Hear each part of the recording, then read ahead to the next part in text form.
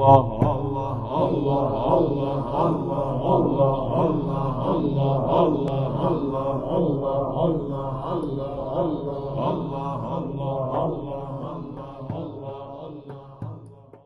علیکم ورحمۃ اللہ تعالی وبرکاتہ۔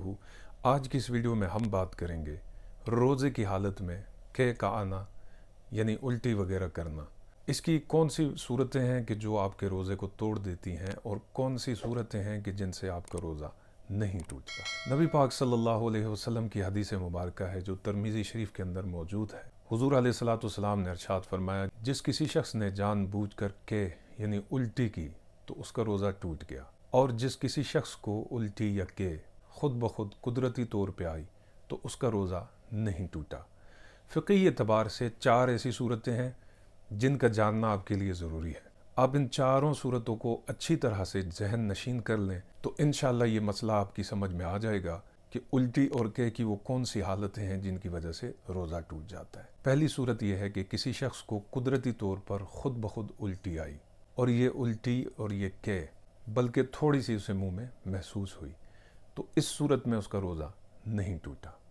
دوسری صورت یہ ہے کہ کسی شخص کو خود بخود کے یا الٹی آئی اور منہ بھر کے آئی اور شدید آئی، تو اس صورت میں بھی اس کا روزہ نہیں ٹوٹا، اس لیے کہ اس نے جان بوجھ کر یہ الٹی نہیں کی۔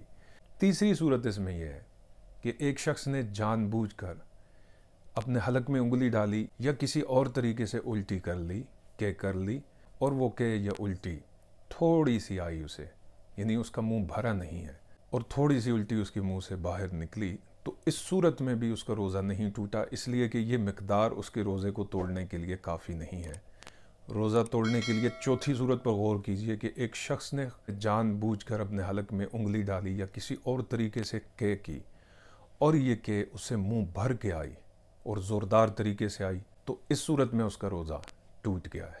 یہ چاروں صورتیں ذہن نشین کر لیجیے۔ اگر کوئی روزہ دار روزے کی حالت میں الٹی اسے آتی ہے، خود بخود آتی ہے، قدرتی طریقے سے آتی ہے، یا وہ جان بوجھ کر الٹی کرتا ہے، تو کس صورت میں اس کا روزہ ٹوٹے گا اور کس صورت میں اس کا روزہ نہیں ٹوٹے گا۔ اللہ تعالی ہمیں عمل کی توفیق عطا فرمائے، دین کو سمجھنے کی اور سمجھ کر دوسروں تک پہنچانے کی توفیق عطا فرمائے۔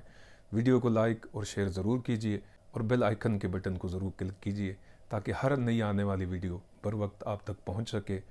جزاکم اللہ خیرہ فی الدارین۔ والسلام علیکم ورحمۃ اللہ تعالی وبرکاتہ۔